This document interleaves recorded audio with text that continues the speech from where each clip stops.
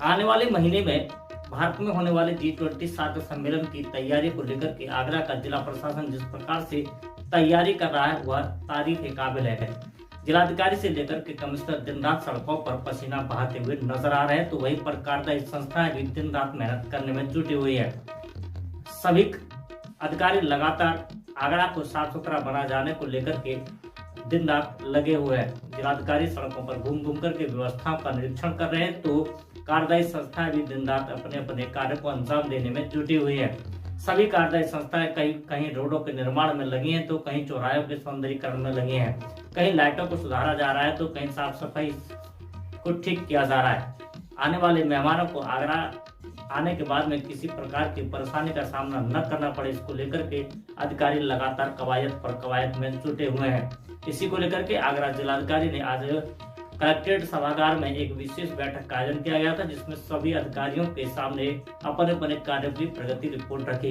इस दौरान नगर निगम की ओर से आगरा नगर निगम के नगरायुक्त ने कहा कि आगरा में होने वाली बंदरों की समस्या को दूर करने के लिए लगातार प्रयास किए जा रहे हैं। वन विभाग के द्वारा बंदरों को ताजमहल, लाल किला और रोडों के आसपास से हटाया जा रहा है। इसके साथ ही उन्होंने कहा आवारा पशुओं को भी पकड़े जाने को लेकर के नगर निगम लगातार कार्रवाई कर रहा है। उन्होंने कहा कि बड़ी संख्या में बंदरों की नसबंदी करा दी गई है और बंदरों को आबादी क्षेत्र से दूर हटा दिया गया है। अदरवाइज भी ना है। इसके लिए एक तो एएसआई ने एक प्रोजेक्ट बनाया था, 250 बंदरों को वहां से पकड़कर विस्थापित किए जाए, तो वो उन्होंने 250 बंदर मुझे लगता है पकड़ लिए हैं। अभी हाल ही में उनकी कार्रवाई खत्म हुई है और उनको शिफ्ट भी करा दिया।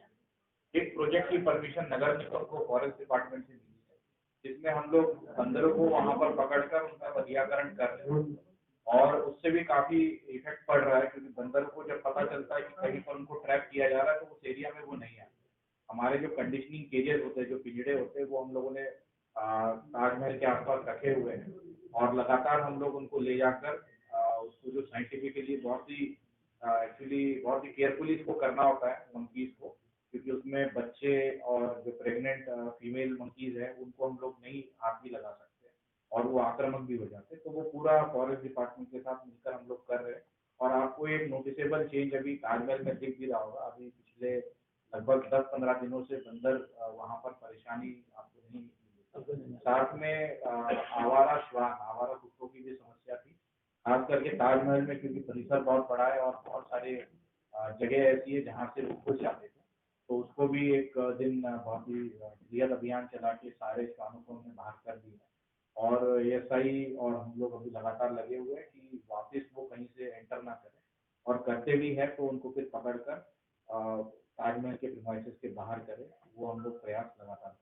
अधिकारी आगरा नवनीत चहल ने पूरी व्यवस्थाओं पर जानकारी देते हुए बताया कि जिला प्रशासन के द्वारा लगातार निगरानी में विभिन्न विभागों के अधिकारी कर्मचारी लगातार व्यवस्था को चुस्त दुरुस्त करने में लगे हुए हैं। देखिए, आगरा में फरवरी के द्वितीय सप्ताह में G20 के जो डेलीगेट्स हैं उनका आना प्रस्तावित है और इस दौरान आगरा की जो बेसिकली हम स्वागत करें इन डेलीगेट्स का वो अच्छे तरीके से कर पाए, उसके लिए बृहद स्तर से तैयारियां चल रही है।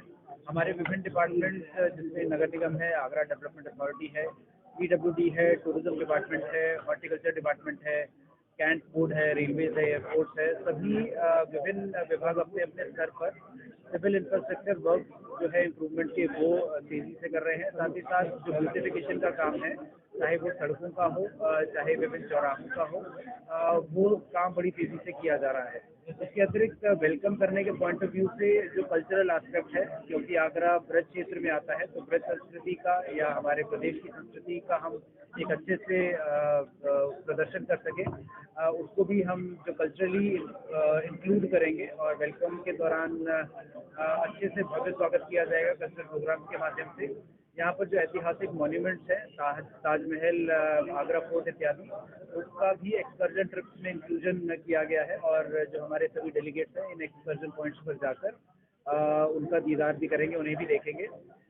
जो यहाँ की आगरा की जो थीम है वो वुमेन एम्पावरमेंट के ऊपर है और women and child development ministry जो है वो इसके ऊपर सुपरवाइज कर रही है और इस कार्यक्रम को होल्ड करने की सारी तैयारियां कर रही है।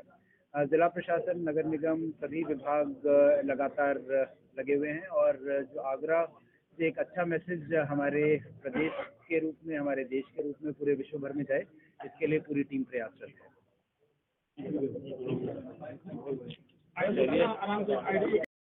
हमारे पेशा है या गिरई है, तो उसको जो लोकल खान पान या जो लोकल हमारी हैंडीक्राफ्ट है या आर्टिस्ट्री है उसका शोकेस भी किया जाएगा। यहाँ पर वुमेन एंड चाइल्ड मिनिस्ट्री जो है उसके द्वारा स्टॉल्स लगाए जाएंगे। शिल्प ग्राम के अंदर भी एक प्रदर्शनी लगाई जाएगी, जहाँ पर वो ठहरे होंगे होटल्स में, वहाँ पर भी प्रदर्शनी लगाई जाएगी।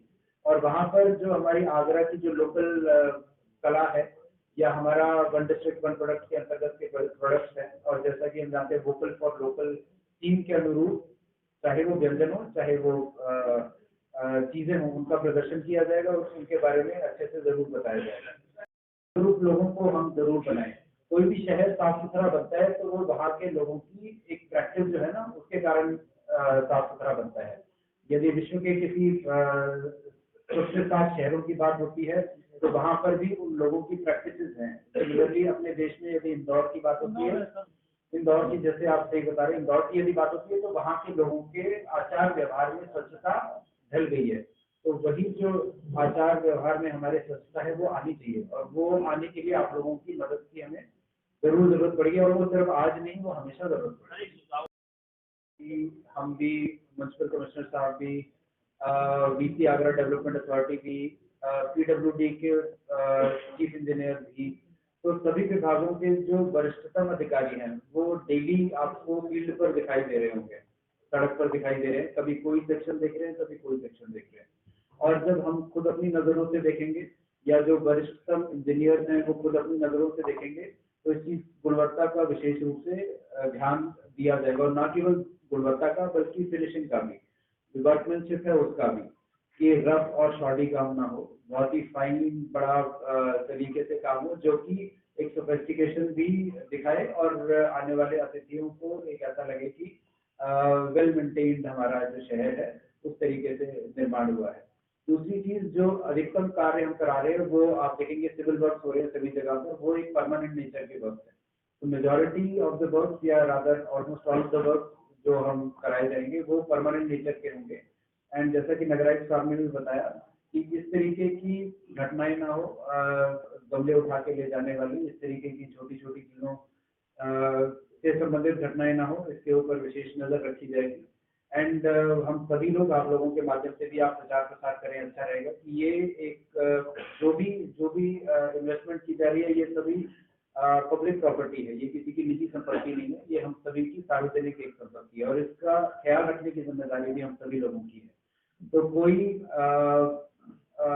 मेजॉरिटी ऑफ द वर्क या almost all the work will be permanent nature के होंगे, और बड़ा गुणवत्ता का और वर्कमैनशिप का और फाइन नेचर और एस्थेटिकली ब्यूटीफुल काम किया जाए, इसके ऊपर विशेष ध्यान रखा जा रहा है। जैसे हॉर्टिकल्चर के यदि काम किए जा रहे हैं तो शहर के जो प्रमुख हॉर्टिकल्चरिस्ट हैं उनसे हम एक एक्सपर्ट ग्रुप के साथ बैठ के डिस्कशन करते हैं कि कौन से फ्लावर्स अच्छे लगेंगे इस सीजन में, what kind of plants would look beautiful, उस तरीके के डिस्कशन होते हैं। सिमिलरली हमारे अगर डिजाइनिंग के अराउंड कुछ फाइनलाइजेशन होती है तो उसमें आर्किटेक्चर से रिलेटेड जो एक्सपर्ट्स हैं उनसे राय ली जाती है कि डिजाइन किस तरीके के या किस तरीके का फसाड बेहतर लगेगा। तो हर फील्ड के जो एक्सपर्ट्स हैं उनसे राय भी ली जा रही है। जैसा कि मैंने बताया, हम सभी लोगों का एक मिला जुला एक ये प्रयास है, तो उसमें सभी लोगों की सहभागिता, सभी लोगों की इन्वॉल्वमेंट एक्सपर्ट एरिया के पॉइंट ऑफ व्यू से भी ली जा रही है।